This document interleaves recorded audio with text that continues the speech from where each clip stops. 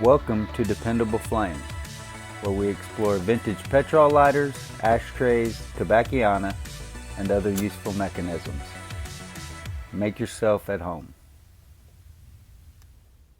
You ever have a buddy who was so fond of his girl that even though you come back and report to him that you had seen her out on the town on Saturday night, cheating on him, acting like a fool, behaving in a manner that he would not be appreciative of, and he decides that he wants to take that out on you because you're the one that reported it to him?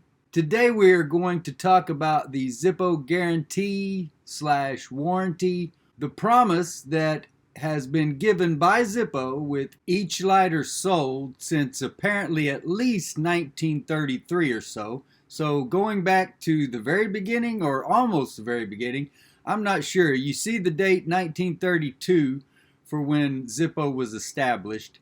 The Zippo date codes or the charts that I have seen only go back to 1933. Those guarantees or warranty papers vary slightly from year to year. There was a gentleman who posted a picture of a Corinthian table lighter along with a letter that had been returned to him from the Zippo repair clinic, explaining that they could no longer repair that particular lighter because they did not have the parts to do so. They had also returned with the table lighter and the letter looked like maybe a high polished chrome or brush chrome, just a plain old Zippo pocket lighter to replace the table lighter that they could not repair. His caption of the post simply said, "It's a sad day," and the response by those commenting on the post was rather surprising to me. The illustration that I used at the first of this video was sort of how I feel like those people were responding to that gentleman just putting that information out there, that he believed it was a sad day that Zippo no longer repaired his particular table lighter. The crux of the issue seems to be what an individual's expectation of the Zippo guarantee or warranty was in the first place. There were those in the comments who contended that the original guarantee was only intended to extend so far as the person who purchased that lighter knew from a authorized Zippo salesperson or authorized outlet. This same gentleman later posted a picture of several warranty cards, the cent never spent, and the card that's attached to it on that little beaded type keychain. And the one that he had laid there in the front specifically said, "All Zippo metal products," which caused me to go pull out my newest Zippo, the OTLS convention lighter from 2021, and the warranty paper from it, which clearly states, and this is the warranty that has been in the background of much of the video, the one dated 2021, it clearly states, "Any Zippo pocket lighter." There were several people also in the comments telling him that he should be grateful, that he should be impressed that this great company had gone so far as to replace his old table lighter with this relatively cheap, inexpensive, maybe cheap is the wrong word. I believe in the quality of Zippo lighters. What I don't necessarily believe in is that they are standing behind that guarantee as it has always been put forth. There were those in there who had claimed that Zippo hadn't repaired table lighters for 20 years. There were others, one who had stated that he had had a Lady Bradford repaired, I believe he said, here in the last year. So there were varying reports of whether or not Zippo repaired table lighters or whether or not that is wholly a thing of the past. But it is not new. I have heard in recent years that when someone sent in a Zippo Contempo, which was maybe Zippo's best attempt at a butane lighter, that if you send one of these in, that they're not going to repair it. They're going to send you back a plastic utility lighter. I can see both sides of this argument. I understand that there is a certain expectation that has come within the hobby of that Zippo guarantee.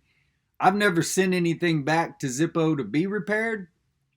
I have one in there that I plan to do soon, but it's not something I've ever done. It's not a major part of my operation.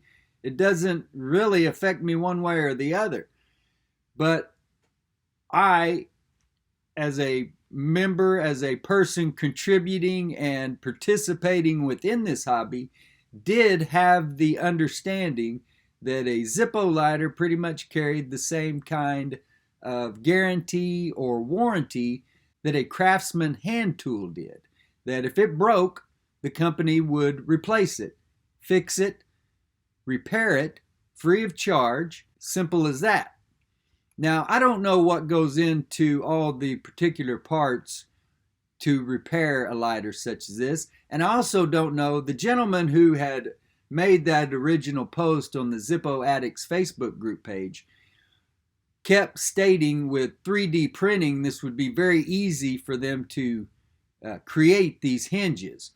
I don't know if that's true. Whatever the case about 3D parts, I don't know if perhaps the Corinthian lighter has a different hinge than the Lady Bradford or the Barcroft table lighter, which is the older of all of the Zippo table lighters. I don't know if the hinge is the same. I did see on the Passionate Wick page where it said that the Corinthian and the Modern both took an insert that was based off the Zippo Slim, which makes me wonder if there's something up with the size that precludes that hinge from being repaired.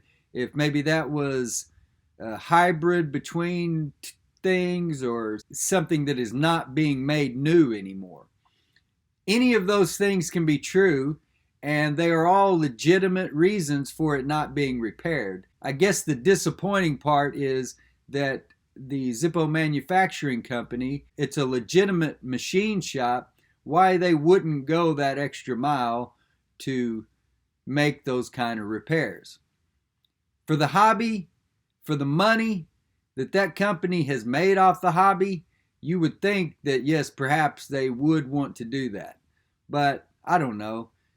Just like everybody else these days, it's probably more about the bottom line. It may be about supply chain, about whether or not they have workers available, and that may be a big part of it right there, is the fact that the craftsmen doing those kind of job are not out there as readily available as they used to be. And then when you look at the fact of the job market being what it is today, that it may just be not feasible for Zippo to try to even man a machine shop in the way that they once did. Or maybe they are manning it exactly as they once did, and customers' expectations have just grown way further than what the company could have ever kept up with.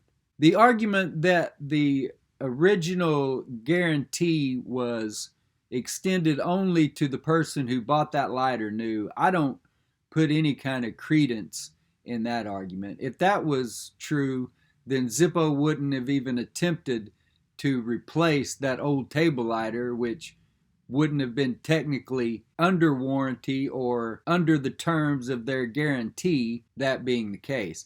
But I just don't know. It's not. I don't think Zippo has ever required a receipt or for you to register your product or anything like that. So to claim that it was only extended to the original purchaser from a authorized retailer, that just doesn't make sense to me. But I will say that as I read back through several of these old guarantee papers that were included in the boxes of these original Zippo lighters, that the one thing that stuck with me was that it kept talking about that they were free of defect and that they were guaranteed against defect, not use, not abuse. So take that for what you will. I think that is another element of this conversation,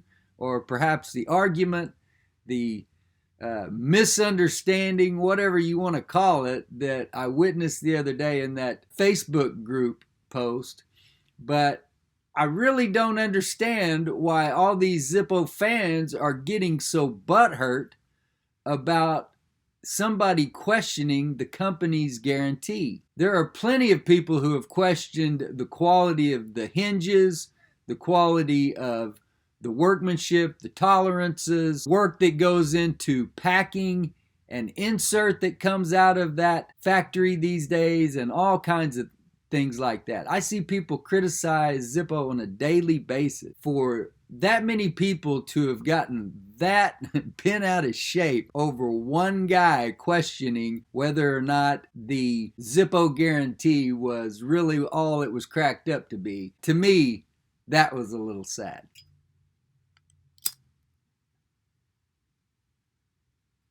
Until next time.